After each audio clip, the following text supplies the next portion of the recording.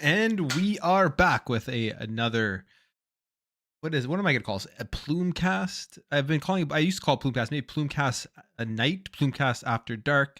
I don't know what I'm gonna call it, but we're back here Sunday nights, 9 p.m. and we're talking gaming. We are talking Xbox, and we are just gonna go and talk everything that happened throughout this week in gaming and the gaming news side of things. And just chat, just hang out.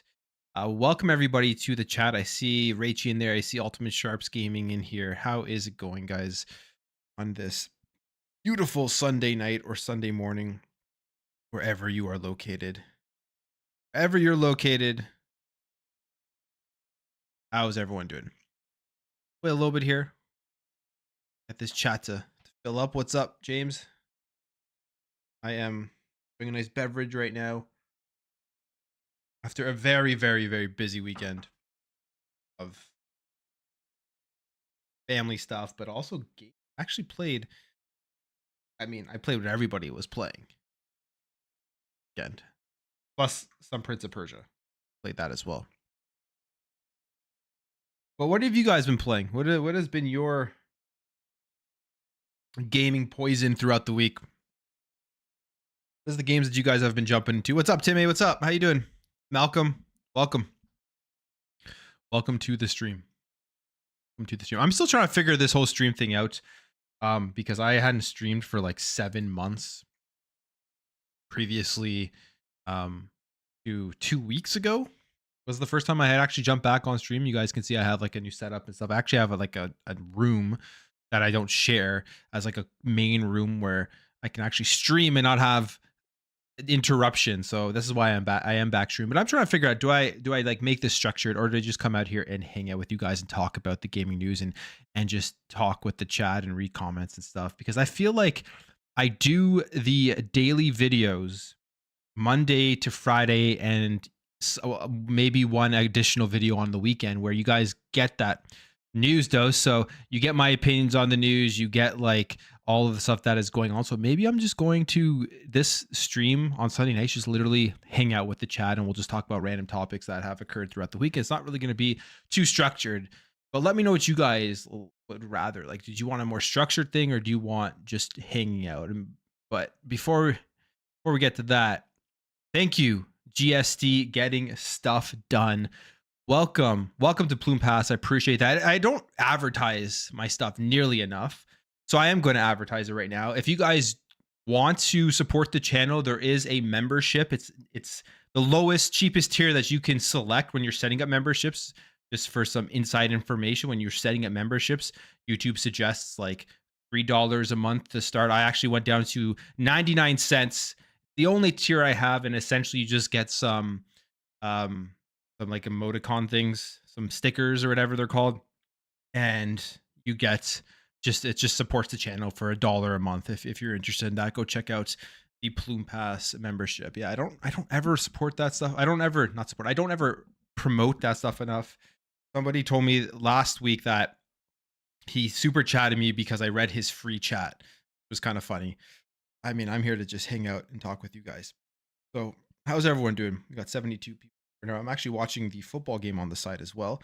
Happy to see the Lions win this afternoon. I'm hoping the Bills can pull this one out, but it looks like it's going to be all for naught, as they are now losing, I think, by 2 scores. They're going to hold them here on the goal line. I really do hope that they do. Not want to see the Chiefs win. I think any real football fan with that whole Taylor Swift thing wants to see the Chiefs win, but feels like they're going to win. Ultimate Sharps, life's good, man. Life's good. Been a busy weekend with just family stuff, like I said, celebrating some birthdays, and been playing Palworld. And it is such an interesting game. So much to do in that game. Way deeper than Pokemon with guns. Like, it is a far deeper game in terms of scope of everything that you can do about it. So I guess we'll just talk about Palworld right now is insane. It has taken over the world. It's kind of reminded me, I guess, like when things like Fortnite came out, when that took over the world, when Warzone, Call of Duty, that took over the world. Palworld right now is literally taking over the world of gaming. Everyone is playing it. Everybody is talking about it. And there when that happens, a lot of the times I'm just not really into that game, right? I don't really care too much about the game that is taking over the world because it's like a battle royale, which I've never been that big into battle royales. I was never big into Fortnite. But Palworld is definitely my jam. Like I am really, really enjoying it. GSD getting stuff done. Appreciate that with the $5 super chat. Says, oh, my shirt's up there. Thank you for having me and your daily hard work. I'm setting up my pal farm, watching football as well. Appreciate that, man. That's a great way to spend the night watching football, setting up your pal farm, and just learning that world that they have created. So appreciate the $5 super chat. GSC getting stuff done. Hope if you're cheering for one of the teams that they win and enjoy Palworld. But yeah, Palworld. So I jumped into it on Xbox. On Friday. When did it release? On the 19th or 18th or whatever. I jumped in. Whatever the first day it came out, I jumped in. And then I started playing it. And then I was looking into the multiplayer stuff. My wife jumped in to play it, and she's been addicted to this game. I think she's playing it literally right now. She's been playing it all weekend. And I jumped into it initially because I actually like Pokemon. I play all the Pokemon games on the Nintendo Switch.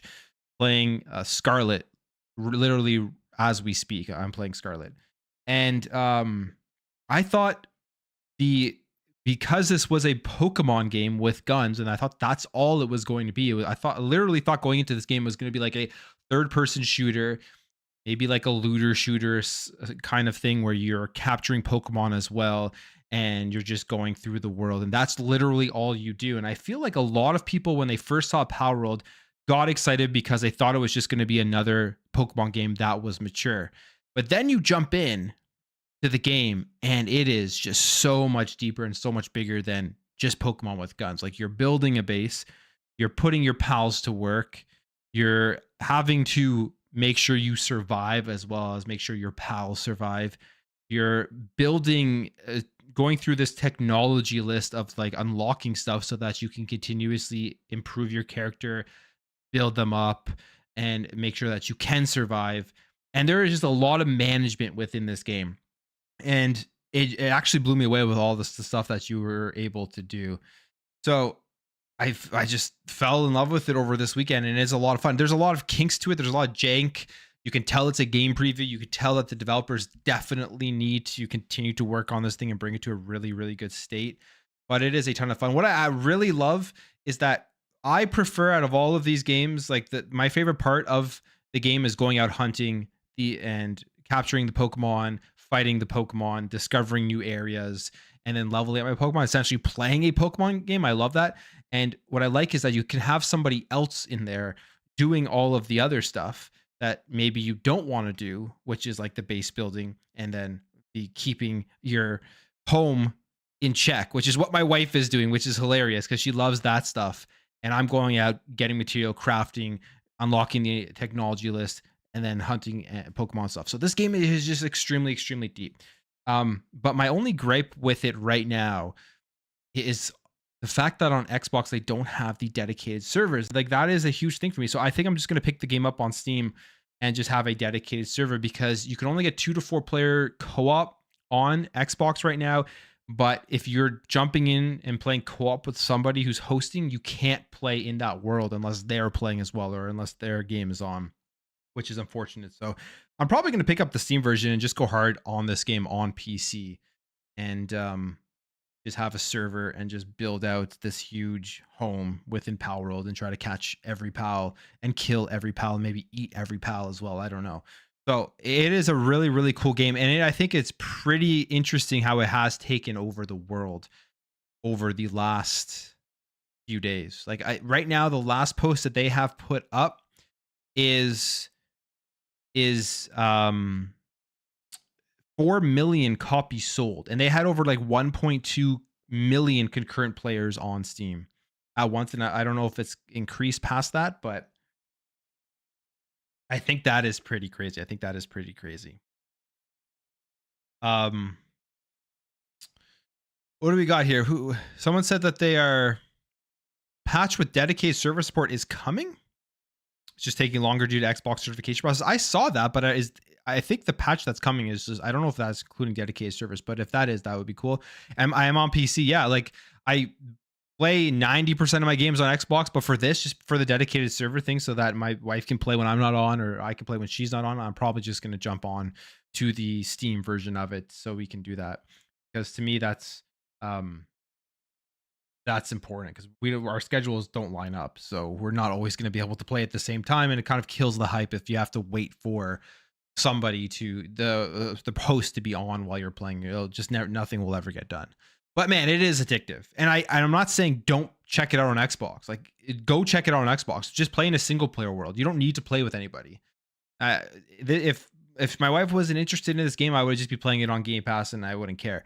But like, check this game out if you're interested in like so many different things: crafting, survival, base building, um, action, capturing Pokemon. And I saw like you could capture humans apparently. Like I saw a video of this on Twitter where some guy, it was kind of funny, but it was like he captured a human and he's like, oh, I can sell the human, but no, I'm gonna keep the, like, it was just it's a game that's crazier and crazier as we go. And I think this game is going to continue to evolve to a place where it's just more content, more things are going to come. And it's gotten so big so fast that now the Pocket Pair, whatever the developer name behind it, they're going to have a ton of money to continue to improve this game. So they better bring dedicated servers over to Xbox, because they're rich now with all the money that they have from the sales in this game in like literally 2 days. Like, they have made a shit ton of money. So they better improve on it, and they better bring dedicated servers over to Xbox so the Xbox game can be on par. There was an article for Windows Central. Basically, I think the reason why it isn't on par in terms of these updates is because, as Jesse said, the Xbox certification process is taking longer, and I believe they have 2 different versions of the game. There's the PC Steam version, and then there is the Xbox version. So that's it, and it's not on PlayStation. Like, this is another thing with Palworld, is that this is a huge get for Xbox for Game Pass. Like, I don't think Xbox foresaw it getting this big when they made this deal. I don't think Palworld foresaw the game getting this big when they made the deal. I would be super interested to see how much Xbox paid for this game, because I feel like they probably got an insane deal when you compare it to how popular it is and how many people are probably playing the game on Game Pass right now, or potentially signed up to Game Pass, or just engaged with the ecosystem because of Palworld. They probably got an insane deal. Like, they expect to sell 4 million copies right away. And so that alone, it's a huge thing. It's a huge get for Game Pass. And this is a game that isn't on PlayStation. So everyone is going to be talking about, this is the biggest game in the world right now, and they're only going to be talking about it on the PC and the Xbox platform. It is missing the PlayStation platform. So I think this is another big miss for PlayStation as of right now. Will it come to PS5? I would assume so, unless there's something in the deal between Xbox and Palworld that it can't, but I'm guessing it's just some sort of timed deal. So eventually will probably come to PlayStation. But as of right now, they are missing out on some big numbers and some big engagement within their ecosystem, because everybody is in there talking about this game.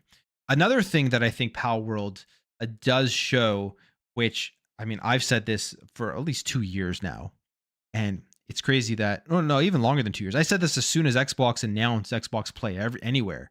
And as soon as they announced that all their games are going to PC, that there's a lot of naysayers out there that were like, if you put a game on, if you don't keep a game exclusive to your console, or no, sorry, if you put a game into a subscription service, nobody's going to actually go out and purchase the game. And again, this is another example where that just is absolutely not true. Palworld is proving it with how many sales that they've gotten on Steam right away. And I mean, it's a day and date Game Pass game. So I mean, it's a big deal. This is like a big story in gaming. It'll probably one of the bigger stories of 2024. The other story I could think about that's been popping up with Palworld is one I talked about, I think, my video this morning, is the whole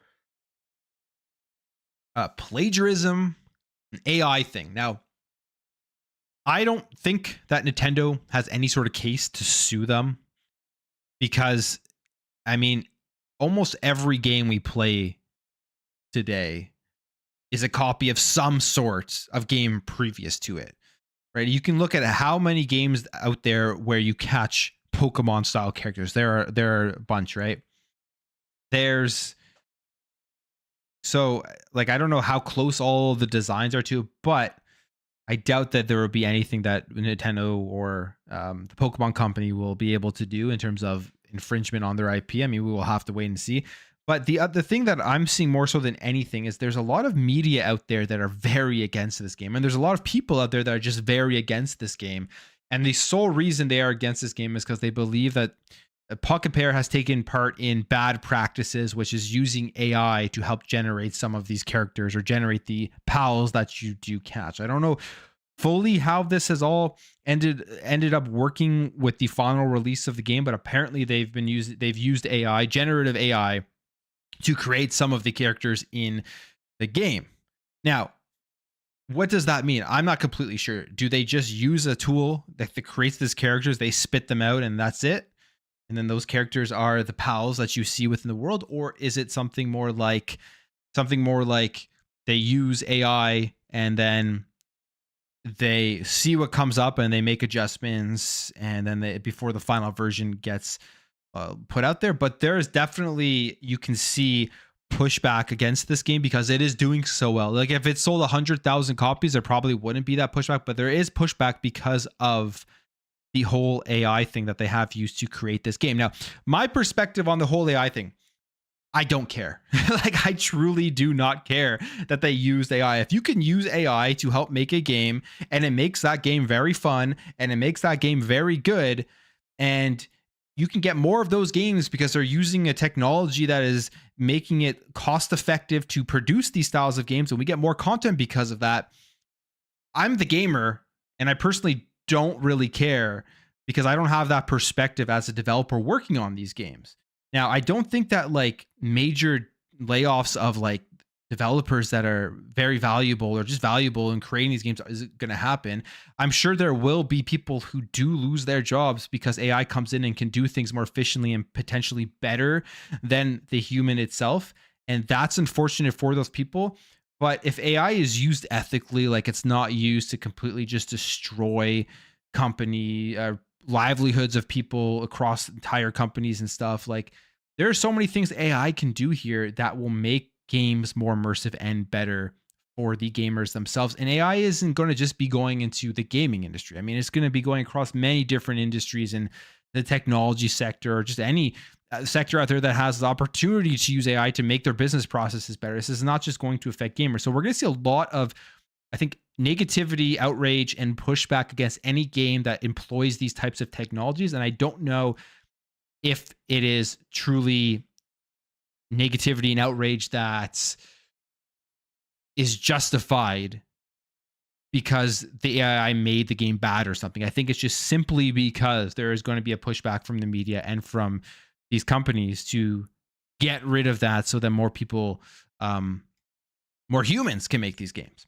But I'm just being honest with you guys. Like I personally, if we can see games get better, we can see more creativity, we can see more content and stuff, because AI can come in there and help, not take over humans. I don't think that's ever a good thing. I don't think we should be taking over like the true creative minds out there that create these great things. But if you can get AI to go in there and like help improve immersion of video games, I don't think that is necessarily a bad thing. In fact, I don't think it's a bad thing. But I would love to know what you guys think about that, because I feel like maybe I'm in the minority on that. I'm not sure. I'm not sure what people think, because if you go on social media, you go in the media at all, you can see how much pushback there is against it.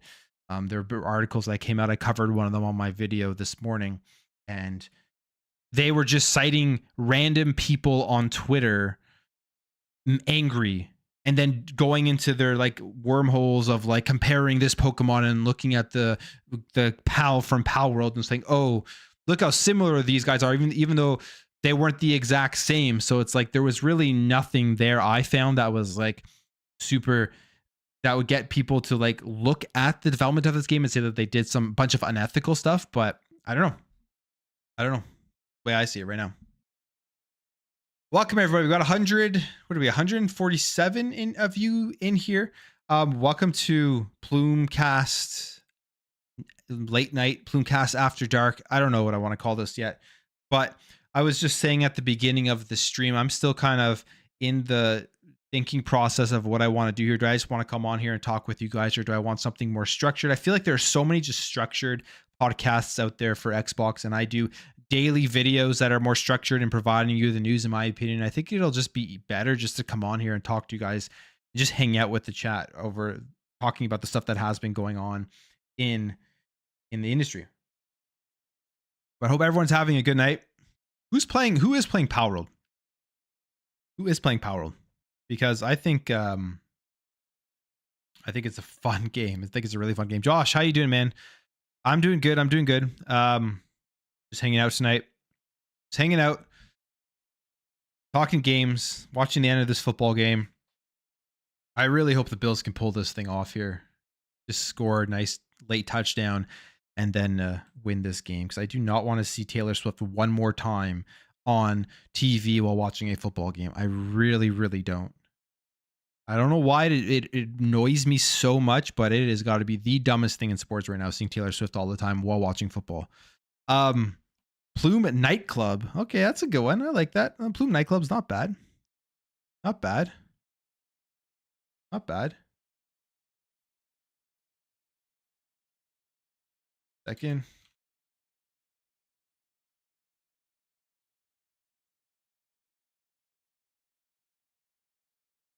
Plume Nightclub. All right. All right. So, Palworld, that is the first big thing that has happened this week. Mr. J, I'm definitely going to recap some of the stories of the week. Absolutely. I'm going to recap the stories of the week. I'm just thinking, do I need, like, how structured is it? And I also want to read the chat. I also want to hang out with you guys. But yeah, Palworld to me is easily the biggest, one of the biggest, probably the biggest story. Even I think overshadows the whole Xbox Developer Direct this week, because it's just like a worldwide phenomenon. People who don't have an Xbox, right, are playing this game, and it is just massive. So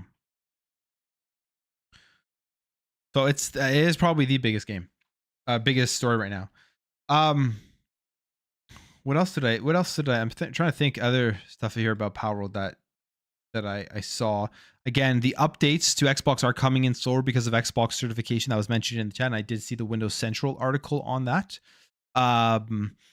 And hopefully they will be bringing dedicated servers over sooner rather than later, now that they have a bunch of money. If I'm Xbox right now, I'm calling up Palworld devs, and I'm like, listen, I know we have this deal for Palworld into Game Pass, but we're gonna renegotiate our deal, and we're gonna give you money to get those and to get these dedicated servers up and running on the Xbox version of the game, because it will make a huge difference as to where people choose to play the game. I think, like, if you have a bunch of friends that want to jump in and build a world with Palworld, you're going to want to get the Steam version, have a dedicated server of some sort, so people can jump in and out whenever they want to. Do I think the Xbox Series X performs third-party games? Do you think the Xbox Series X performs third-party games better? Do I think they I don't, like, just from a console perspective, there are more gamers on the PlayStation 5 than the Xbox. So there is a higher ability for PlayStation to pull in more gamers on third party games, specifically on the console itself, right? But it'd be interesting to know which subscription service does better for third party games that do drop into the service. I think Game Pass probably does better for third party games to drop in the service. It probably gets more players, but yeah, I don't know. From a console perspective, PlayStation has more players, more gamers. They sell around the world far better than Xbox does.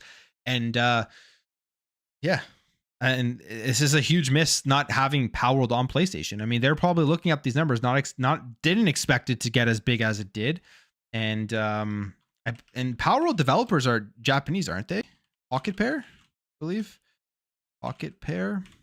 So it's like, Pocket Pair, yeah, they are based in Higashigotendo, Shinagawa, Tokyo, Japan. I don't know if I said that at all right, but they created Craftopia, and now they've created Palworld, founded in April 2015. So this is a Japanese game that is missing out on the PlayStation 5 and launching it to Xbox Game Pass day one. A big win for Xbox there. GST getting stuff done with another $5 super chat. I really appreciate it, man. Appreciate the support on the stream and on the channel. He says, what do you think Xbox does with them? Phil has mentioned not getting Genshin Impact. Do they buy them? Minecraft like? What do I think Xbox does with Palworld and with Pocket Pair? Honestly, yeah, I think it would be a great buy. Honestly, now, especially after how successful they are. Now, they would absolutely be buying them at the very top. Like, it would have been if Phil Spencer had the crystal ball. I don't see the foresight because it's impossible to predict how big this game was going to be. But if they had that crystal ball and Pocket Pair was willing to sell, you buy that studio before this game releases, and you've instantly made back your money. You've instantly just a huge profit on that purchase, right? So I'm guessing, I don't know how much they would be worth, but something that they would be able to profit off of. But even right now, depending on how much Pocket Pair would cost, how much they would sell for, I think, yeah, like if you can purchase, this is a Japanese studio, gives you a bigger foothold in Japan. They want to grow in Japan. They're going to have one of the biggest games in the world. Yeah, absolutely. You try to purchase this company if it's something that is on the table. I think that is something worthwhile Xbox looks into. I really, really do. Appreciate that. GST Games has done for the $5 super chat. So huge game that we did, that we're all seeing happen in real time right in front of our eyes. And it's like funny because when Baldur's Gate 3 came out, it was used as like ammunition in the console wars from the PlayStation side of things, because it was a third-party game that wasn't on Xbox right away, and then everybody was playing it. But I don't know how many people actually jumped in on PlayStation, but it was a huge game on Steam. And now we're seeing that whole narrative get turned on its head in the console war space, because now we have Palworld here that I'm not sure if it's past Baldur's Gate 3 in terms of concurrent players, but I think it's up there. It may have passed it. And I think it will eventually be bigger or as big. The other thing with Baldur's Gate 3 is that it was in a 3-year game preview, whatever thing it was, before it actually officially launched. So they had a huge lead up in terms of momentum for people that they knew were going to play it. They, like, before Baldur's Gate 3 came out, Larian knew the game was going to be very, very successful just from the amount of people that actually jumped into the early access of it. I don't know if Palworld had that same luxury. I don't believe they had an early access. I think they were just going out there and they were hoping that the likeness to Pokemon, I think, would bring a lot of people in, which it absolutely did. But that doesn't keep people playing. What keeps people playing is that you have a good game. You have a fun game. You have an addictive game. And when you jump into Palworld, you realize this is not Pokemon. This is like Pokemon that's greatly expanded with a lot more things that you can do. So I think this game is going to end up being a huge hit for a very, very long time, especially if they add more pals, they add more base building mechanics, they had more weapons you can unlock, they expand the servers on Xbox. It is going to be huge. Palworld, yeah, you're right. Palworld is in early access right now. So I guess that is kind of the same thing. I guess when they officially release the game, it will be the same thing. They'll have that luxury of having that early access, and then seeing if numbers take off even more with the official release. But yeah, if you don't like Pokemon games, you can absolutely have fun with this one. But I mean, I think that's a good start. I'm really excited about the game. I think this is one that's going to be on my constant playlist for a very long time as it continues to expand out. Just watching football here on the side, hoping the Bills score a touchdown here and just win this game. I do not want to see Taylor Swift on the TV one more time. Yeah, so there is a bunch of other news here that occurred throughout the week. I actually have my X account, and I just kind of bookmark all the stuff that I talk about. Gears collection. That's another thing. It looks like it is still coming. This comes from Special Nick. He was talking about the Gears collection and saying that it is still coming. It would come out before Gears 6. I mean, that's a given. It's going to come out before Gears 6. I'm somebody who had my fingers crossed and just was like, oh, please let Gears collection be the shadow drop or the big 5th game announcement. Although I was very happy with Visions of Mana being there, but be that 5th game announcement that Xbox does at the developer direct, and it wasn't. But we keep hearing Gears collection is coming, and it is in the works. And I really hope these rumors are true, and I really hope this is something that we do get this year. To just like top off, I think that one may be one of the best years that is going to be occurring here in 2024 for Xbox. So it's apparently still in the works. I hope that with this collection, I've said this previously, but I hope it's not just like, when you have collections and you log in to the game and it's just like you select each game individually and then all it does is emulate or load that game up on your screen, and it's like the same interface as it originally was when the game previously came out, when it originally launched, right? I hope that's not what it is. I really hope they're working on a Gears collection that has nice upgrades to every single game, like graphically and stuff, and or just like resolutions and FPS. It doesn't have to be like redone textures on every single game. I don't know how big of a deal that would be, but I hope they have just one user interface very similar to the Master Chief Collection, where you go in and everything is integrated. You have all your stats tracked across all games in one place. You can see all of the maps that are available to play in one place across every Gears game that is on the collection. You can see all the multiplayer, like everything that the Master Chief Collection has. I hope that is what they do with the Gears collection, and it's not just you load the game up and then you launch each game individually. And then you're going to be able to play online, obviously, within those games. So I hope it's like a nice interface like the Master Chief Collection. And I think it will be a huge, huge hit. I think it will be up there with the Master Chief Collection for the best compilation of all time. I think the MCC is my personal opinion, and I'm biased because I love Halo. It is probably my favorite franchise in gaming, that with Gears and Zelda. Those are probably my favorite franchises. But I'm very biased with this, of course. But Halo MCC, I think, is easily the best compilation of games in one package that we've ever gotten, just with how they do everything, how they've continued to update it, and the sheer amount of content within that game.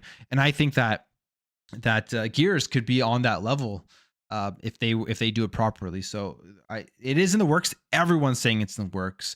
This is a rumor now that has been constant now for over a year, I would say. So I don't think this is one that is going away. And I do believe Xbox is working on this. And it just makes a ton of sense because Gear 6 isn't going to be out for a while. I don't think Gear 6 is coming maybe for like 2 more years or so.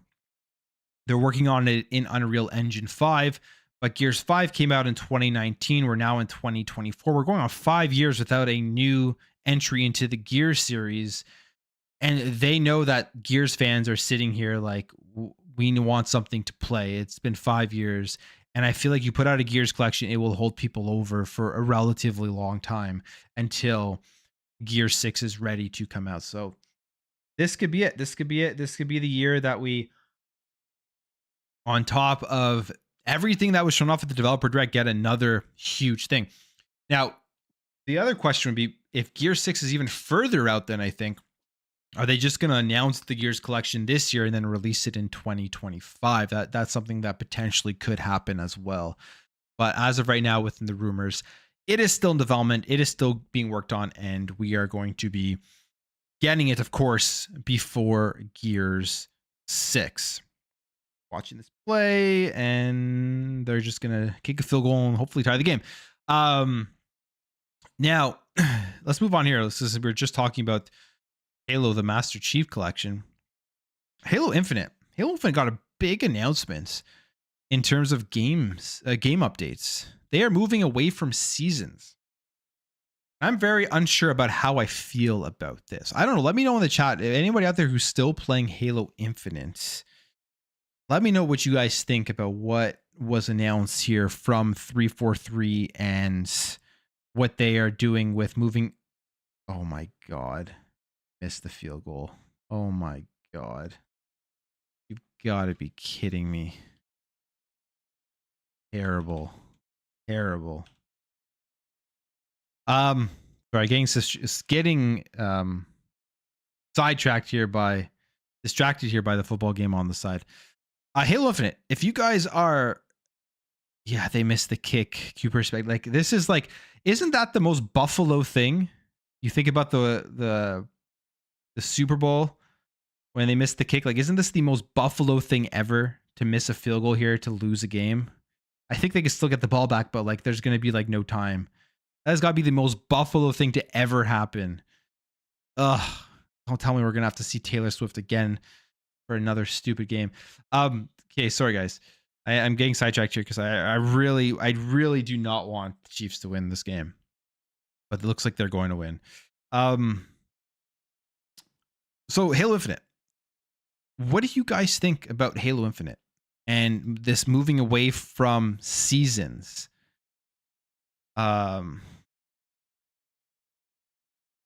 away from seasons and going to operations, which is going to be, instead of having a few months of content from seasons, there's going to be operations every 4 to 6 weeks or so, which is kind of what they do right now when they throw in those operations in the middle of the season. I'm not really sure how I feel about that. I think this is kind of a move that is going to split the community in Halo Infinite. And it seems like a very odd move to make right now when Halo Infinite has been going so strong for a long time now, to all of a sudden just change away from the formula people have really been enjoying. Now, I'm going to reserve my judgment until I see what kind of content they put out every operation and how that continues to expand and evolve. But there was a specific quote that was said here. I think it was by the community manager, John Yunchek. He says, where is it? Says that for us here at the studio, it's going to be an exciting year for Halo. So they're confirming that they are going to be going hard and working on Halo Infinite throughout 2024. We have a dedicated team working on supporting Halo Infinite and continuing to deliver going forward. But also, yes, we have additional teams that are accelerating towards the future, working on brand new projects. There are a lot of things cooking here. So this kind of hints at two things. One thing we kind of already knew via LinkedIn post, that a new Halo Infinite or new Halo is being worked on in some form, whether that is a brand new game with like a new launcher and everything, Halo Infinite 2 or whatever you'd want to call it, right? Whatever. And they're going to be potentially working on this in Unreal Engine 5, moving away from Slipspace. So it confirms that they're working on brand new projects. And then the other thing they confirm here is that the next year is going to be going hard on Halo Infinite. But the question here is, this mean that Halo Infinite is winding down? Does this mean that after 2024, Halo Infinite is going to be kind of taking a back seat from the amount of developers that are working on it compared to what is coming up next in the Halo franchise? And it's like, yeah, Halo Infinite for me has a soft spot because I enjoy the campaign. I love the gameplay, but I can fully understand that they messed up at the beginning of the multiplayer by not having enough content. But they really turned it around, and I think they turned it around relatively fast. And I deep down think would just love to see them continue to build this game out and build it out for another number of years, and just keep giving us content and keep providing new game modes and maps and stuff in what's my opinion is the best feeling Halo that we've ever gotten in terms of a gameplay perspective. So that's kind of where I am seeing this. But if they do come out with a brand new Halo, a Halo 6 or whatever it is going to be called, and they are using Unreal Engine 5, I think that's extremely exciting too. And if they can bring over the gameplay of Halo Infinite to the next Halo, and then just make sure that that game launches just in the best state from the multiplayer side. So there isn't all of this negativity around the game that I think a lot of what killed Halo Infinite, aside from having a lack of content at the start for the multiplayer, was just the sheer amount of negativity around the game. And like a lot of people just jumped on not wanting to play it anymore and didn't go back to it when it's in an incredible spot right now. If you were somebody who jumps into Halo Infinite today, you're going to be having a ton of fun. You're going to probably, if you're a Halo fan, you're going to be playing that game consistently, which was what happened to me. Like I took after Halo Infinite came out, I played it for a lot, and then I took a long break from it. I don't know, maybe a year, maybe 8 months or something. And then I jumped back into Halo Infinite after that break, and I haven't stopped playing it consistently. Like not every single day, but at least a couple times a week. I've been jumping into Halo Infinite now for a long time because they continue to update the game, and because they just keep bringing content, and because it just feels so good to play. So I'm kind of torn. I feel like it's getting to its peak right now. It's almost at its peak in terms of what they've been able to how they've been able to turn around. And it sounds like they are going to be winding this thing down at the end of 2024. That's what it sounds like to me after reading that quote. And I could be completely wrong, but that's just the way I see it. So I would love to know what you guys think about Halo Infinite. Are you playing it now? What do you think about them getting away from seasons and going to operations? Do you care? I mean, it'll be fine. I'm going to withhold my judgment until we see how good these operations are every 4 to 6 weeks, and maybe it will be a better experience. But before we continue, $2 super chat from Rachie. Appreciate that. You're always here supporting the channel, man. It means a lot. Xbox should stop releasing live services barebone. Yeah, absolutely. I agree. Stop releasing them barebone. We put out a live service game that is stacked right off of the bat, so you don't have all of the negativity. You don't have all of the console warring against the game. You don't have the media just throwing shit at the game, and then never really turning that shit around once the game has improved, right? So they should be making sure that they are releasing their games in the best state possible. And with the amount of studios that Xbox has, that should be their goal. Every release should be at a point where it's at the top. Yeah, there's going to be some things they got to fix. Yeah, there's going to be updates and glitches and stuff that when you have millions of people playing a game that weren't caught in QA, and that's always going to happen, right? But don't release a game half baked, or don't release a game 3/4 baked. Release it fully cooked, and then improve on it being fully cooked so it like gets even better past being a high quality game. So yeah, I totally agree with that sentiment. But that's Halo Infinite. That's Halo Infinite. Like I said, I'm going to withhold my judgment on the entire moving away from seasons thing until we really start to see what this all means. We really got to see what this all means.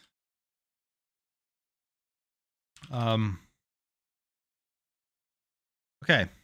What else? I'm scrolling down here on all the things that happened this week.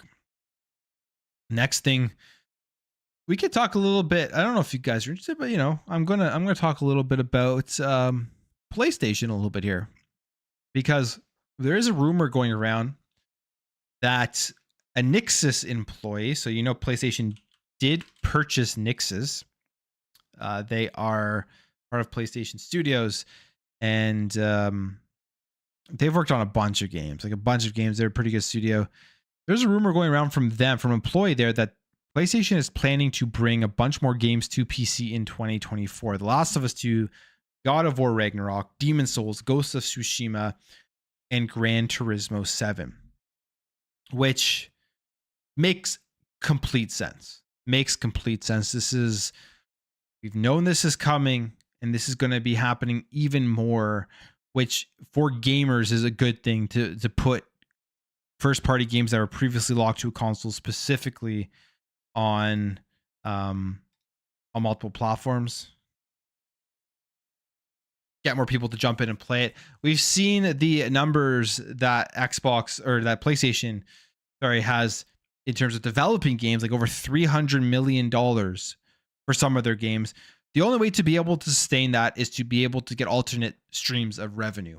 Xbox has done a really good job of making sure they have alternate streams of revenue. I don't think Xbox really has to worry too much right now about the development cost of their games. Of course, they do a little bit. It's always something they're trying to maximize profit, so they always keep that stuff in mind, and they want to make sure that they aren't going too crazy with the cost of developing these games so that they can make as much money as possible or find ways to cut down costs, and with things potentially like AI. Um, so, um,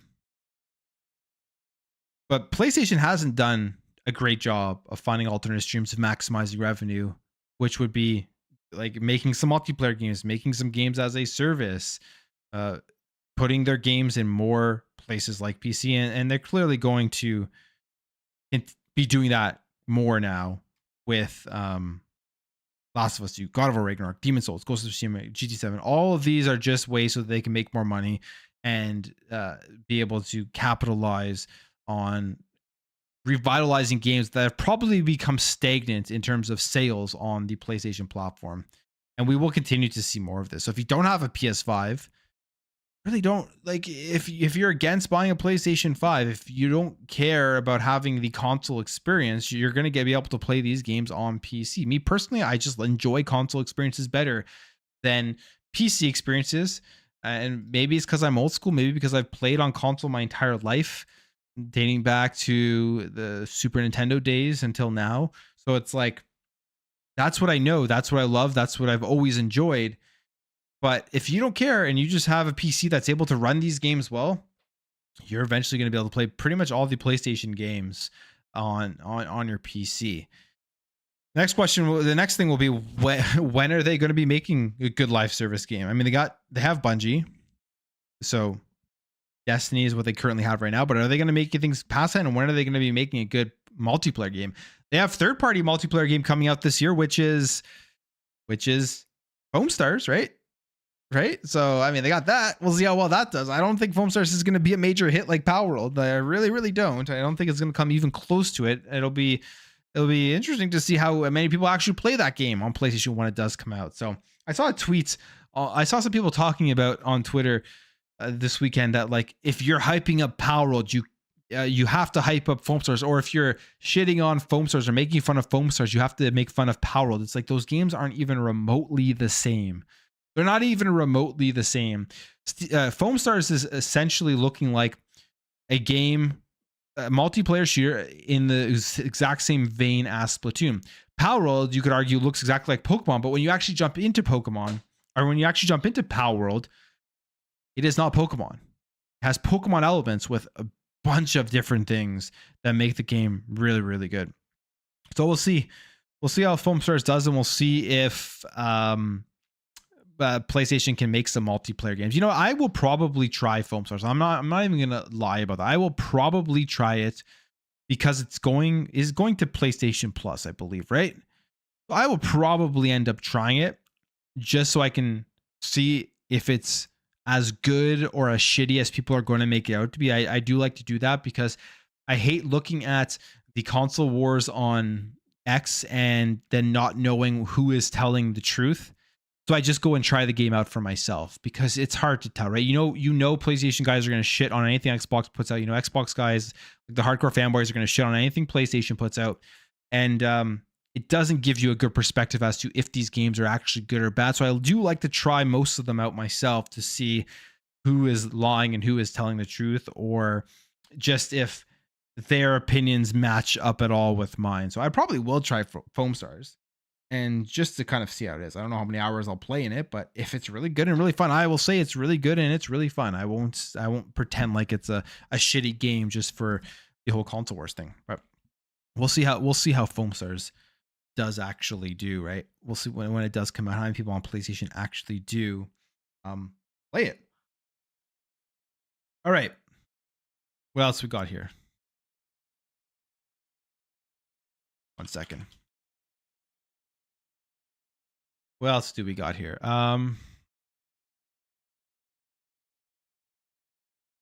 What else? There is a new Xbox controller. There is a new Xbox controller that apparently is going to be announced before the showcase. So in June, so that's the showcase, but it's going to be announced in May. And if you guys do remember, we saw what this new Xbox controller was going to be with the FTC documents that did get leaked. And it looks like Xbox is going for like a 3-tiered console approach. You have your core controller, which is your basic Xbox Series controller. You have your premium controller, which is this new controller they're going to be launching. And then you have the Elite Series controller. And I wonder how much all of this is going to cost, but you may be asking, like, what is this new Xbox controller? What is the difference from it?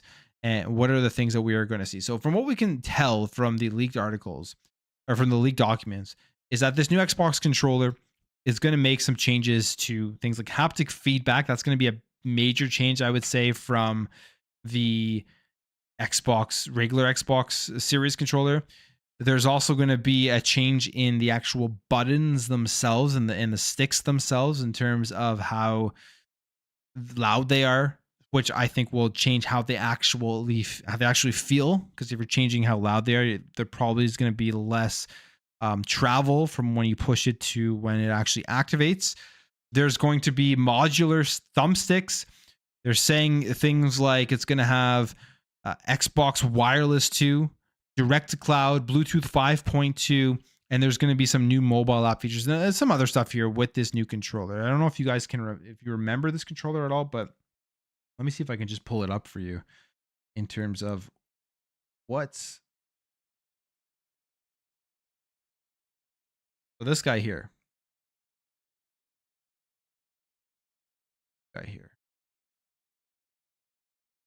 This guy here is going to be the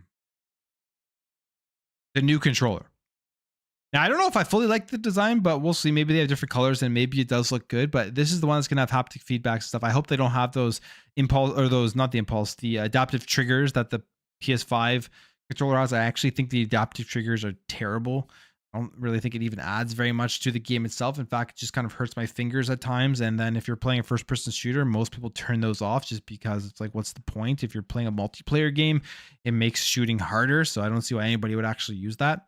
But they are apparently going to be announcing this in May before the actual showcase itself. And it has me asking a lot of questions. First of all, the buttons. This is my biggest question, I would say, with this controller. Because we know with all I have is my 360 controller here, my Hyperkin one that I use, but it's kind of very similar in terms of the button feel. But I really hope that they don't change the buttons on the Xbox controller to make them less loud, which makes it feel closer to the PS5 controller. One of the things that I hate about the PS5 controller more so than anything else are the face buttons. They're quiet, but I dislike how mushy they are. They don't travel very much, and I much rather have a louder couple of buttons here that travel further and just feel more satisfying to press. So I hope they don't change that in a way where it's like there's less travel every time you push A, B, X, or Y. That would be very disappointing. I probably would just pass up on the controller. I probably wouldn't pick one up if that's what they do. I do like the modular thumbsticks. I hope that they get rid of the stick drift completely, because that's always been an issue. They've even stick drift issues with the Elite Series controller. I hope they fix some of the issues that the Elite Series controller had with the RB and LB buttons that didn't work, that broke on a lot of people. So there's that. But the other questions I have that I'm wondering if they're going to do this is that are they going to announce this new controller alongside the Xbox Series X digital console? Because we know that is another thing that did get leaked with the FTC documents, and we haven't heard anything about the Xbox Series X, a digital console. And if they are going to announce this thing, it's probably going to be, which makes sense, at the summer showcase with a holiday 2024 release. That's probably what I think is going to be happening with the Xbox Series X digital. and then and maybe it comes with this controller. That would be another really interesting thing to know about and to see is will it potentially come with this controller? Will the Series X digital maybe be slightly more expensive? They drop the price of the current Series X with the disc drive. They drop it $50 or something, and then they price the Series X digital $50 higher, and then they throw in this new controller. That would be an interesting thing to see if that's what they are going to be deciding to do, or is this something that they're just going to sell standalone? It will be they're gonna be, if this is true, they're giving Xbox gamers like 3 different choices as to what they want here. This the regular controller, then the premium controller, or the Elite. I mean, if you have the cash, just go with the Elite, because the Elite controller is probably the best controller in gaming right now. It is really, really good, minus some of the issues that have occurred for people with like the shoulder buttons. But it's still phenomenal. I mean, it doesn't happen with every controller, and I feel like they're working those out as they produce the future ones.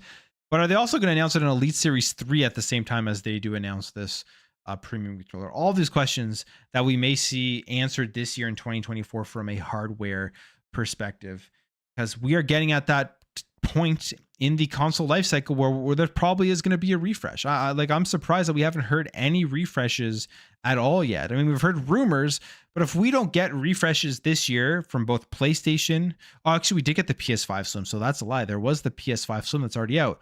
But from Xbox, we've heard nothing. And I'll be surprised if we don't hear something from a hardware perspective this year, whether that's a slim version, whether that's a digital version, whether that's a pro version, who knows? But we're 2024, about halfway through this generation, maybe even more from the recent rumors that have said they want to launch the next Xbox in 2026. And even with that, even if they launch the next Xbox in 2026, launching a slim version or a version of the Series X that costs less to produce is something that we're most likely still going to end up seeing, even if a new Xbox does come out.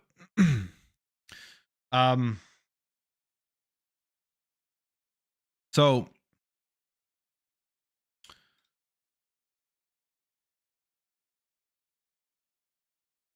that's the hardware perspective stuff. That's the hardware side of what we've been seeing. What else we got here? It was a pretty busy week. I mean, the developer direct, I already put out my video giving my thoughts on the developer direct, so I'm probably not going to rehash what I think about it. Definitely go check out that video. It's on my channel. Put it out same night or the day after the direct came out. I'll just quickly give my overview. I thought it was a great show. I'm excited for everything that they showed off, pretty much. 2024 is an insane year for Xbox. It's an absolutely insane year. And after this developer direct, it like seemingly is only getting better. I mean, we can look here at like their roadmap for 2024. I don't know if it's been updated. Palworld puts these out. I don't know if he's updated it yet after the developer direct, but like you think about 2024 from a first party perspective, as well as Xbox public game publishing perspective, all the stuff coming to Xbox Game Pass, they won that are these new titles: Towerborn, Aura History Untold, Microsoft Flight Simulator, Hellblade 2, Avowed, which 5 games. And now we added Indiana Jones in there, which is crazy. Add an Indiana Jones, that's 6. And then you add in Call of Duty. If I believe that should be coming to Game Pass this year. It's 7. And then you add in whatever Xbox is going to be doing from Activision Blizzard, because we've gotten 0 news on Activision Blizzard right now. We've gotten 0 news on what they're doing for bringing games to Game Pass, on what they're doing for new content and stuff, backwards compatibility content, older like we have no information on that. So you add all of that stuff into 2024, and I feel like it's going to be culminating into one of the greatest years in Xbox history, if not the greatest. I put out a tweet and I said, is this going to be the best year in Xbox history? And a lot of people are saying next year is going to be the best year. But if next year tops this year, I mean, I wouldn't be surprised, because with all the games that they have in works, like you think about the future, you got Fables, you got South of Midnight, you got Clockwork Revolution, Outer Worlds 2, Perfect Dark, we still haven't seen really anything about, right? So like Contraband, like, so maybe next year could even be better than this year. And it really is really painting that picture that, I mean, I've been preaching this for years now on my channel because I saw the writing on the wall. I saw what Xbox was doing with their ecosystem, with their purchases, with trying to build out a subscription service and an Xbox ecosystem that has continuous content at all times. First party. I mean, you could just kind of sit back and look at what Netflix has done, right? What they do with their Netflix studios and how they always have new content on Netflix. Xbox is essentially copying that, but doing it in the gaming world, which I think is far harder because of how like development time of games and development costs. But they're doing it. They're absolutely doing it right now. And 2024, I'm going to say 2023 is great. 2023 was phenomenal for me. I really enjoyed it. But 2024, I'm going to say right now is like they are in mid stride. Like that ball has been rolling down the hill and it is getting bigger and bigger. And right now they are giving us a glimpse as to what we should be expecting every single year, which is just continuous first party content throughout the entire year. And I think this year is going to be really, really good. The thing here, though, that one thing I do question about, I got to question everything, right? You can't just always say everything's hunky dory. The one thing I do question is so many releases at the same time, which is fall. Which, whatever. I mean, these games are coming out, but is there going to be content between now and the fall? Or is all this, or is everything coming out in the fall? Flight Simulator is probably coming out soon, I would say. Flight Simulator 2024 is probably coming out in the first half of the year. Hellblade 2 is coming out in May. So that I would say that's 2 games. And then literally everything else that I can remember here is coming out in the fall. I guess depending on where Towerborn launches. Well, I mean, if they can get a third game releasing before fall 2024, that's fine. That's fine. Even 2 games, they're kind of hitting what they said they would do, one every single quarter. So yeah, I guess you got Flight Simulator, depending on what Flight Simulator comes out. If Flight Simulator comes out in February or something, or March, that's fine. Then you have Hellblade in May, and then you continue on May, June, July, August. So then you continue on to the fall where you have everything else drop. So you know what? Actually, if they hit a game every single quarter, like they said, then I think it's fine. But it's an insane year. I thought the showcase was really good. The highlight for me personally was like the game I'm most excited to play. Honestly, is Avowed. Indiana Jones also looked phenomenal, but my game that I'm most excited about, I love Obsidian, is Avowed. I think Avowed looked really good. Graphically looked good. I didn't really find anything too. People were talking about the combat, but I thought the combat looked really fun. Like I'm down for the combat. So Avowed's my game at that showcase that I'm the most hyped about. But the one that had the most people talking, and I think it is that game that is like that moment that people are like, okay, Xbox is here. Xbox is real. Like everybody wants to play it is Indiana Jones, and Indiana Jones looks really, really good. The whole debate about first person, third person. I said this last week on the show. I said I would rather third person, but I'm not going to scoff at it if it is first person. It's Machine Games, right? They make great first person games, and that fear of mine, and this isn't just because I'm an Xbox fan. When I saw the trailer, it completely went away. Indiana Jones looks phenomenal.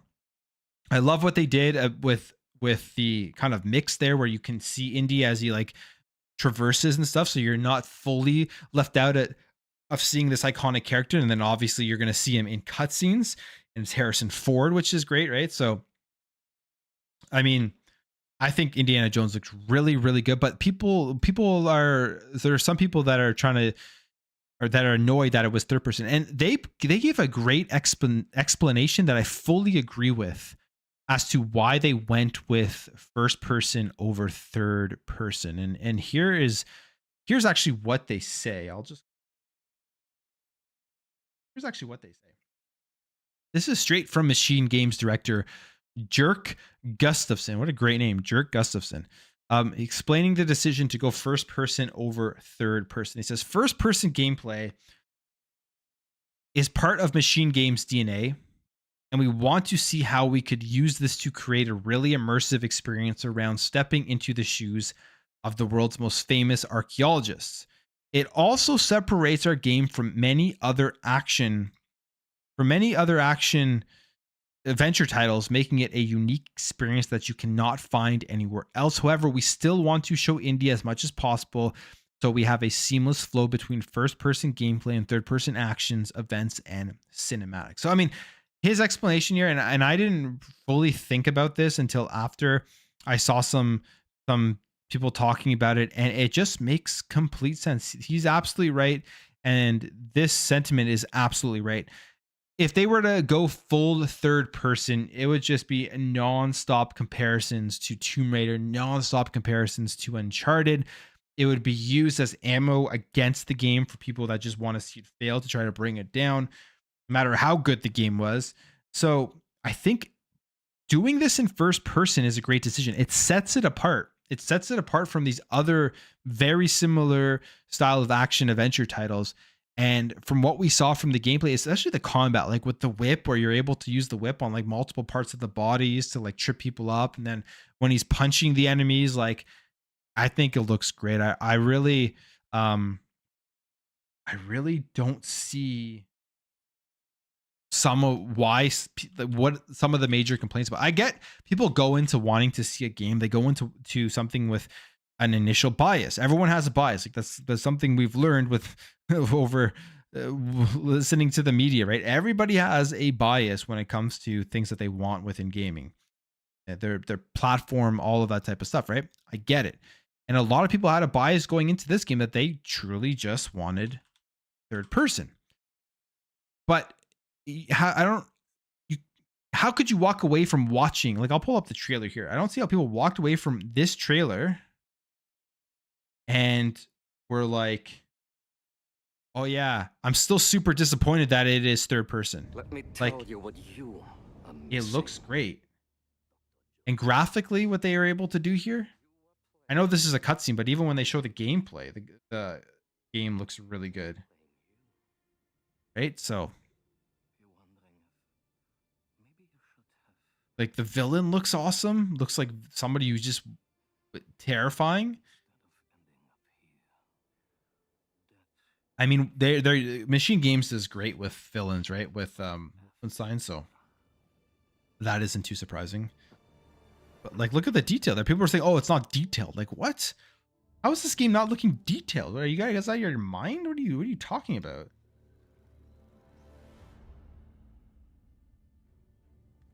Myths. Like, what is going on here? Like, look at this. Look at the detail and graphics in this game. Am I like crazy here, or do people agree with me? Like, I don't even know. This is my true reaction to this after watching it. It looks phenomenal, right? It looks really, really good. To be found. You can't just run away from your problems, Indiana. And the whip, like, Watch me. there's your third person for people who want it.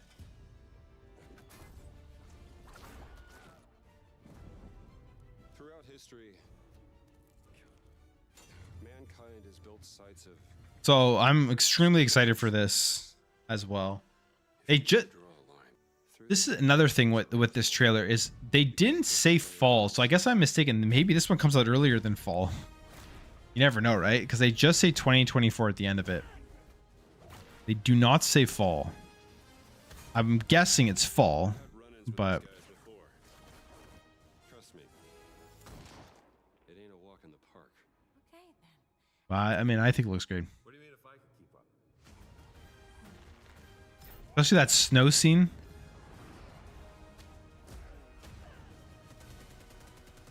But I think overall at the developer rank, this is the game that got the most attention, not just from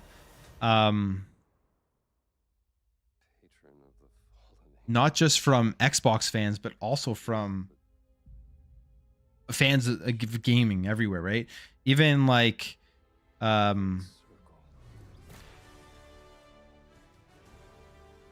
There were some funny clips, and let's see if I can find it here. There were some funny clips of people like I want to play this on the easy allies or allies, whatever you call those guys. That clip was hilarious, where the guy was like, it hasn't been confirmed. It hasn't been confirmed that it's not on PlayStation. Like they got to confirm that it's not on PlayStation. That was hilarious. That one that was going. Oh, here it is. Here it is. Let's watch this.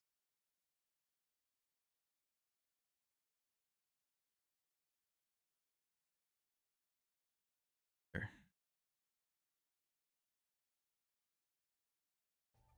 Yes. Sick. Game Pass. Sick. Game Pass. Wow, Game Pass. Oh, that's actually. Well, I wonder. What's the deal with I'm that? curious because even if it were on PlayStation, they wouldn't say it in the But it's- Xbox show. I'm just You know? surprised it's on It does Game Pass. Bethesda. Right, but it's like that's the weird thing is like Yeah. with the license, would they put it on PlayStation or not? Oh, okay. Yeah, I don't think so. It's Toto. Let's see if there's one more, but I kind of doubt it. No, that's it. No, yeah, the one more was Visions of Mana. that's what I Yeah, thought. Well put together. Take one. So I'll definitely be sick. looking for an email post to confirm that it's not on PlayStation. Yeah, Because that is a 10 out of 10 exclusive right there. yeah. Like that one, it's just like these guys are like these types of guys are supposed to be the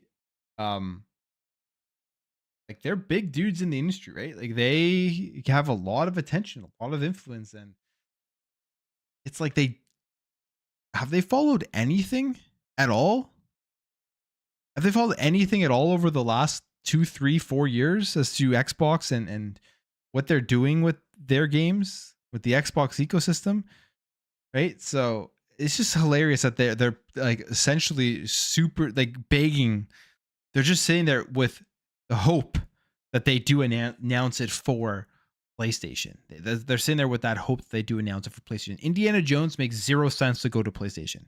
And I'm not saying that like, oh, I just don't want PlayStation gamers to play it, but it makes 0 sense for this game to ever come to the PlayStation platform. It's a single player game. There's no multiplayer element to it. It's not games as a service.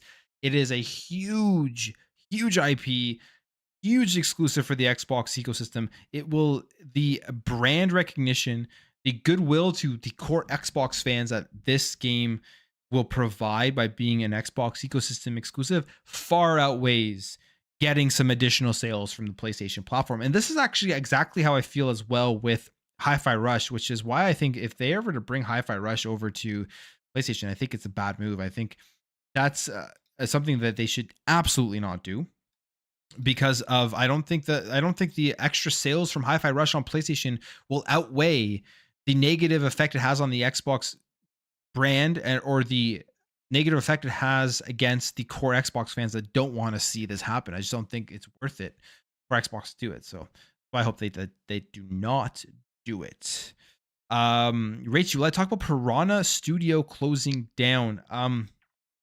You know what? I did see that. I didn't look into it, but I will look into it, and it won't be on tomorrow's video, but maybe on Tuesday's video, I will talk about that. Piranha Studios. On Tuesday's video, I will talk about that. It's another one. Is that a Embracer Group studio? It is, huh? Piranha Bytes. Is that the one? That's another Embracer Group failure. I can talk about that right now, actually. See. After this, yeah. But indie, like it's just crazy. There was another clip. Who was it? Let me see if I can find it. Another clip going around. John Campia, I think. Whatever this guy's name is. Oh, here we go. This is hilarious too. Hilarious.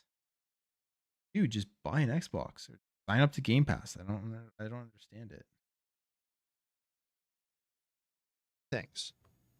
One, I'm kind of bummed out about. One, I really think is something that some people are making a big deal out of that they absolutely should not be making a big deal out of.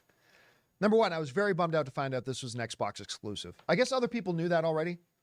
No, I was very sad about Because that. Bethesda's owned by Microsoft. Yeah, so. which makes sense. But Sure. I want it on my Xbox PS5. console. Still bums That's me true. out. You can stream You it. don't need an Xbox console. It's Yeah. on Game Pass day one. But I don't want to play it on a PC. I want to try it on my You don't have PlayStation. to. You could play it on just your internet. Yeah. On Yeah, your- I whatever, still, on your phone. I want to play it on my. Ray, I spent PlayStation. so much money. I'm bummed out about I it. spent so much money. I'm just saying I'm bummed out about it, right? That's fine. It's fine. Okay, it's fine. You know what? I'm sure Xbox users wish, some games on PlayStation. for were a bit sure, more. for sure. We So- want Yeah, a but lot that's of your games. fault for being a second-class citizen. So- So I have both. Whoa. Whoa, shut I have dual- Whoa, what? Hey, So, like, again, I don't know how big this show is. It seems like it's a much higher production. I don't follow his show, so I'm sure he gets a good amount. But like, this is the world of gaming right now. It's like if it's exclusive to Xbox, people are upset that it's not on PlayStation. But if it's exclusive to PlayStation, nobody cares. Like that's a good thing. But the other thing here is too that you can see like there are still a lot of people. This brings me back to the whole Blade thing. This brings me back to the entire Blade conversation. There's still a ton of people. There's still a ton of people that probably do not know that Xbox owns Bethesda or that a game like Indiana Jones being developed by Machine Games is an Xbox exclusive, right? So this is why Xbox needs to do everything when they announce these games to make sure that they're advertising that it's coming to Game Pass, that it's coming only to the Xbox ecosystem. And you and me may be like, well, we already know this. I mean, we heard what Phil said about putting games wherever Xbox Game Pass is, and we know that they purchased Bethesda, but it just isn't good enough because the average person does not know that these games are Xbox first party games. And this brings me back to the whole Blade conversation. People were up in arms who follow the industry. Like myself, I follow the industry. I'm sure a lot of you guys on here follow the industry closely. You know that Blade is an Xbox exclusive. However, I believe that Xbox dropped the ball on the Blade trailer unless they couldn't do this. Like the only other thing I can think of here is that they were being held to their feet to the fire by they're worried that the FTC is going to come in and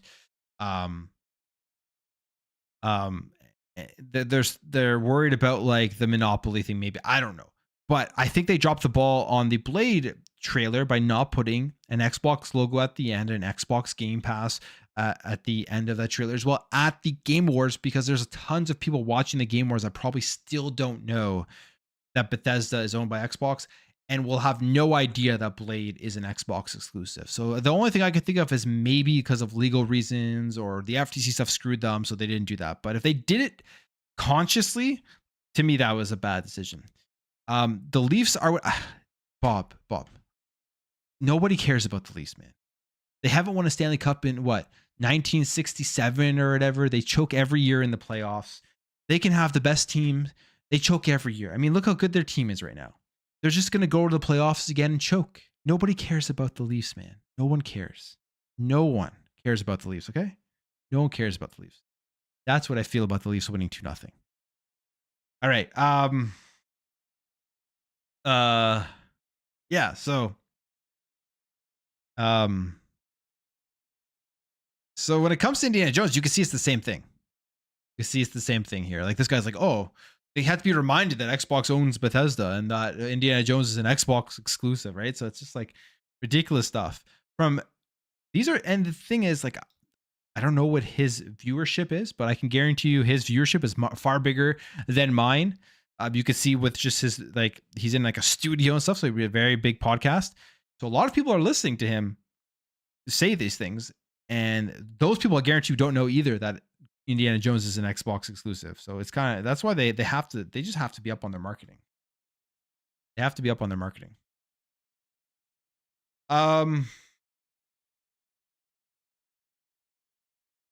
If it's Xbox exclusive and the gamer goes to the store for Indiana Jones, he tries the PlayStation section, doesn't find indie, but there is no Xbox section anymore to promote it.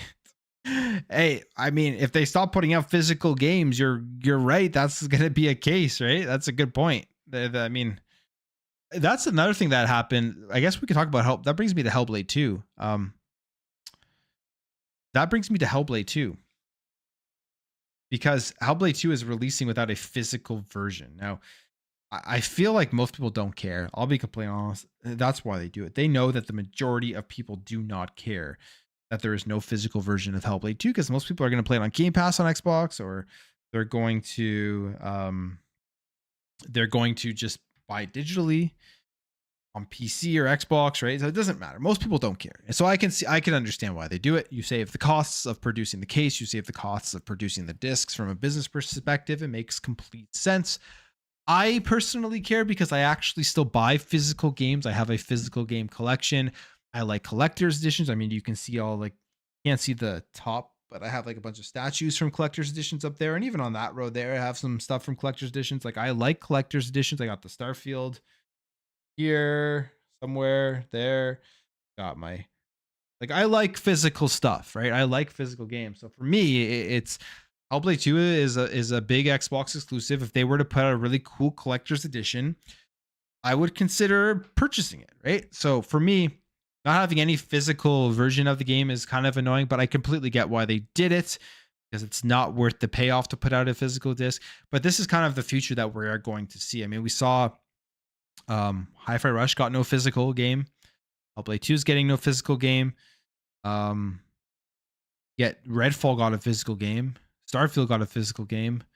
But I think we're just going to see this happening more and more. I mean, the reality is, I mean, like, Xbox is the far more digital platform. When you're comparing it to PlayStation or even and Nintendo, of course, like, Xbox is going to be the first platform, I think, that goes fully digital first. I really do think that you can just see it in their strategy. So that part to me is like sad, because I do like physical games, but that's just going to happen across the entire industry. I'm a big proponent for game preservation, and we're kind of seeing people just pretend like it's not an issue. Like, I've made this argument myself as well. So maybe I'm contradicting myself, but I've kind of expanded my thought on it. Yeah, a lot of games don't have any content on the disc. It's like just a download code. But there are still a lot of games that do have it. If you go doesitplay.org, or you go to that Twitter account and he like lists them all, there's still actually a lot of games. But to me, that's like not a good reason to just not care about physical and think physical is useless, because at the end of the day, we are at a point not going to be able to play all of these digital games, or a bunch of these digital games that we own. That's just going to be the reality. They're not going to be available on the store. Servers are going to be offline. You're going to have spent hundreds or thousands of dollars on a certain amount of games that just disappear into the abyss. And to me, that's an issue. That's an issue because we never had that issue. And I come from an older generation of gaming, so I like cartridges. I still have Super Nintendo games. I have N64 games, original Xbox games. Like, all those games, I can connect that console to a TV, put the game in, and play the game no matter what. And that era is dead now, which is, like, for me, as a not even that old, but like as an old school gamer, I guess. It's not even like, I'm not even talking about going back to like the Atari days, but like going back to the NES and the SNES, like go back to those days. To me, that is unfortunate, and it's going to be really sad when all that goes away. That's my whole thing when it comes to the not having Hellblade 2 physical version. I wish just put out a disc, man. Like, you're Microsoft, you're a $1 trillion company. You can put, if the game is only 7 to 8 hours long, I'm sure you can put out a version of it that has the entire game on it. Maybe put 2 discs if you have to, but like, just put out a disc. Put out a disc. Like, they can afford it, but it's about making sure they make the most amount of profit when it comes to this stuff. You're even seeing it in like Best Buy. You're even seeing it in like Best Buy. Like Best Buy, getting rid of all their physical sections. People are going into Best Buy and they're taking pictures of the physical game section and how they're going away. I remember going into Best Buy and Future Shop here in Canada, and there was an entire section dedicated to DVDs and Blu-rays and games, and it was a large section, and that was my favorite section to go through every single time I went into those stores. And it's so sad to see all that stuff just dead and gone. I'm still living in the past. But that's me. Most people don't care. Most people really do not give a shit about physical games. So I'm gonna have to eventually move on and realize that here we are. We're in an all digital era. Indie games though are different in a way because they do have like those there's a bunch of companies that print out like limited versions of games, like not just limited run, that's just one company that does it, but there's a bunch of other ones out there that do print runs for some games that you would want that didn't get a physical version, which is super cool. Yeah, Future Shopper. Mr. Jano Dark, what's up, man? How you doing? Welcome from the chat. But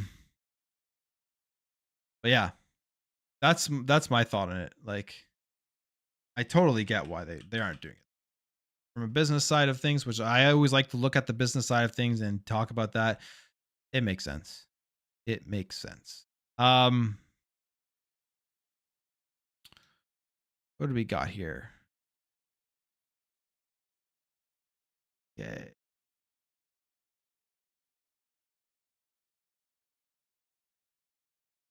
So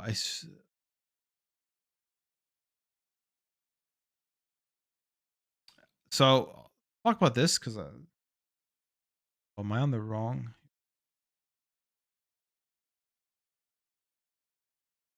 About this, another studio shutting down again from the great Embracer Group, who has just been buying everything and then shutting everything down. What a terrible group.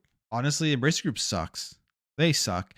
They when they Free Radical, when they closed that down, they canceled Time Splitters. I was just like so annoyed. And another one here, Piranha Bytes, they say is on the verge of closure. Now, I don't know if it's closed. This was 3 days ago. I guess we'll know tomorrow, right? Because 3 days ago would have been Friday. They're probably not closing it down on a weekend, but we may get an article tomorrow or something saying that it has closed down. This is an indie. This is a studio an RPG studio that has been in business for nearly 30 years, gets purchased up here as part of the Embracer Group, and then now they are on the verge of closure. They say currently owned by the Embracer Group subsidiary THQ Nordic, the celebrated RPG developer has been in business for nearly 3 decades, and they're canceling a game, right? Is it Elix 3 or Elix? Must be Elix 3 they're canceling, right? Because they're closing down. That's got to be it, right? Yeah. So they're founded in 97, Germany-based studio behind the iconic Gothic RPGs and the Risen series, and focus on the Elix franchise over the past decade, which that's one I have not played. I've not played these Elix games. And I guess they were working on Elix 3 and now they are closing down. Gothic Remake remains on course to release in 2024, which is cool. And the Piranha Bytes closure would be an end to an era for RPG fans. Yeah, so this is just another studio they're closing down. This is another thing that the Embracer Group has done throughout 2023, continuing here through 2024, and we'll see what are they going to make any big sales? Like, are they going to sell Gearbox at some point, right?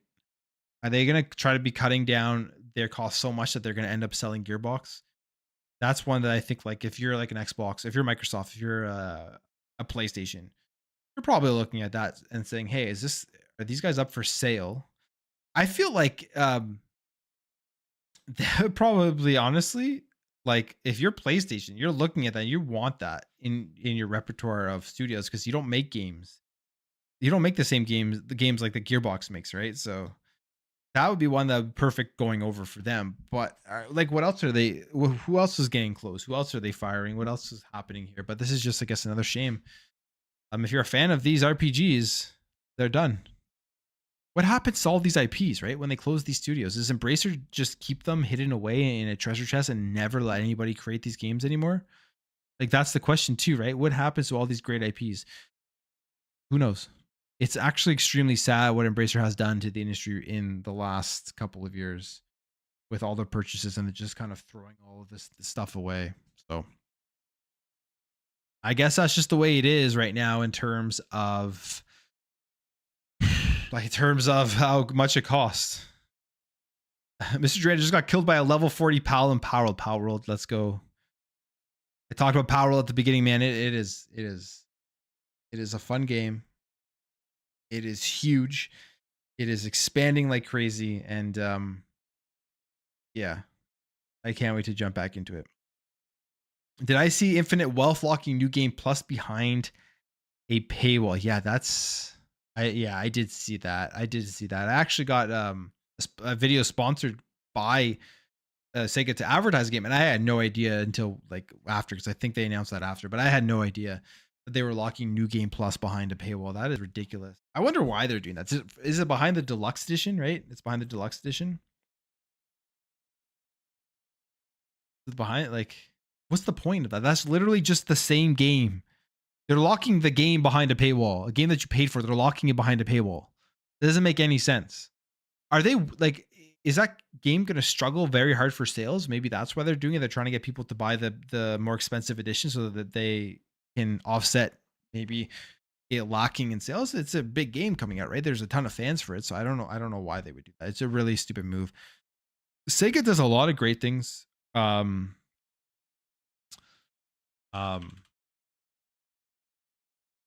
They do a lot of great things, and I'm guessing this is not an RGG decision. I could almost bet this is a Sega decision to lock New Game Plus behind the paywall. They've been doing a lot of great things recently, but then they do stupid things like this, which is like the step backwards.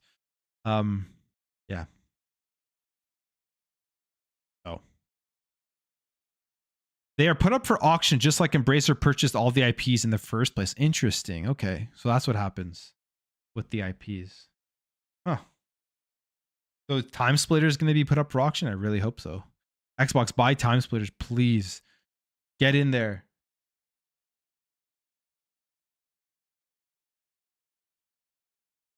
New Game Plus is just like starting a new game after you finish the game, but you get to keep all of the stuff that you've unlocked with like your character, and you get to go through it again. So it's essentially just locking the OG game behind a paywall, which makes zero sense. But I guess, yeah, it's Mr. Johanna Dark with the 199 super chat. Plume, are you in the new Yakuza game as a skin? I wish I was. I'm available on the most expensive edition only, and it's locked behind an additional paywall after you've actually bought the deluxe edition. You're gonna have to pay another like $20 to unlock the Plume skin. That's what they told me.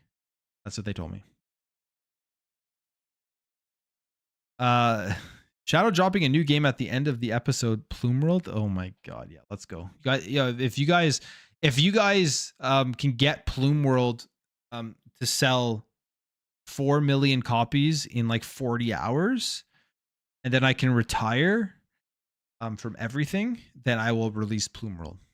If you guys can guarantee me that, then I will release Plume World.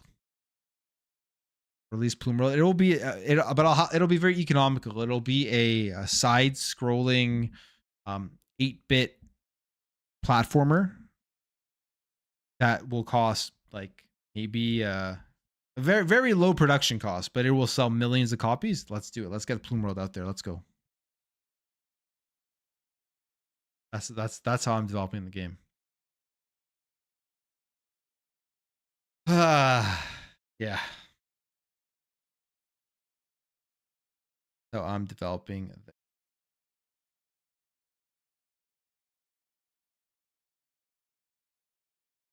But, oh, you know what we did not cover? You know what I haven't gone over yet is, I just realized this. I'm leaving you guys out to dry here. I didn't go over the weekly poll yet. I want to say I appreciate all of the engagement on the weekly polls that I've been putting out. Like I'm getting over like 1,000+ votes on it. It makes these polls so much more interesting for me. So please keep voting on those polls. I love it. Here we got poll of the week. I gotta think of one for this week. I think I do know what it is. I think I know what it is, but I'm not gonna tell you guys. I'm gonna wait. Rayman Plume World Legends. That'd be phenomenal. Prince of Persia, The Lost Crown. I didn't mention this at the beginning, but I'm about 10 or so hours into it. The game gets better and better. I feel like when I'm done Prince of Persia, The Lost Crown, I maybe have like another 10 hours or so left. It may be one of my favorite games this year. I can't see, because I love Metroidvanias. I love side scrollers. I love those styles of games. I'm thinking about the release schedule. Although there are tons of incredible games coming out this year, I feel like Prince of Persia: The Lost Crown, it will be up there as a game of the year candidate for me. It is phenomenal. Go play that game if you like Metroidvanias, you like side scrollers. Go play it. You will not be disappointed. Eternal Should I welcome the Plume Pass. I appreciate that, man. Thanks for joining the channel. Appreciate you. Okay, let's get here to the weekly poll, and then I'm gonna call it quits for this week. But let's get to the weekly poll because you guys voted, and I don't want to not go it off. So I put because like last week or even this week it continued. It continued even this week with just crazy rumors nonstop about Xbox. So I said, what wild rumor that we have heard recently will come true? Gears collection and testing, which again we heard from Special Nick. Old Xbox IP revival going multi-platform, which I believe we heard that one from Meg. I don't know. Who knows what he's talking about? Halo Project to Tank canceled. We've heard that from multiple people now. And then multiple Xbox studios working on Indiana Jones. That's one. Yeah. I think that one was made up. I think that rumor was made up. I don't know where that information came from. But especially after the Xbox Developer Direct, there is zero mention of anybody else other than Machine Games working on it. I'm pretty sure that rumor was just completely made up, which is kind of unfortunate because I like, come on, like, why are we making up rumors? Listen, I know January is a slow month. You guys want to see my YouTube analytics? You want to see them? I'm not gonna show them, but like, it's a slow month for a lot of content creators. January is a very slow month. And I feel like that's why there are so many insiders in January all of a sudden, because they got to get those clicks, they got to get those views. But the winner here is Gears collection in testing. That's the one I would vote for too. It's the one that makes the most amount of sense. Man, I hope, like I said at the beginning of the show, like that, I really, really hope they bring out Gears, and I really, really hope that they do it with a way that is similar to the MCC, where it's like one cohesive UI where you have all your stats tracked, all your multiplayer stuff tracked, the maps all in one place. I hope it's not just like a collection where they just throw in all the games in there and then you have to go into each individual game as a launcher, because that would be disappointing, because I think MCC is the best compilation of gaming in one package. And I feel like Gears could match that. I feel like Gears get up there with it if they do it properly. So if they've been working on this for a while, it's in testing, they've been developing it and making sure that it's a good collection. They're not going to have the issues that MCC had at launch with like online stuff. It's going to be phenomenal. And I'm every day I hope that this thing does come out. So, and that's what you guys voted with. 63% for that, 11% for the old Xbox IP revival going multi-platform, 10% for Halo Project Tank canceled, and 17% for multiple Xbox studios working on Indiana Jones. That was the second most voted on, which I believe is a made up rumor. So here we are. Here we are. But yeah. Here we are. Been going for about an hour and 40 minutes. My throat is starting to get a little raspy from talking for an hour and 40 minutes straight. But yeah, I appreciate everyone for stopping by. I am going to end the stream here in about a minute. Like I said, this is just my Sunday stream. I just come hang out with the chat. We just talk about stuff that's been going on through week. I think I'm just going to continue to call Plume Pass or Plume Cast at night or Plume Cast after dark or Plume Cast says good night. I don't know. But it's just Sunday nights, 9 p.m. I'm going to go live, talk about games, and we're just going to hang out and have a good time. But I appreciate everybody coming by. Make sure to check out my weekly videos, 8 a.m. Monday to Friday. And like sometimes you get an extra video on the weekend like you got today when there's a lot of stuff going on and I just have to get it off my chest. I want to talk about it. So I appreciate everyone coming out. And I will see you in the videos during the week. And I will see you guys next week during Plumecast. Everyone have a good night.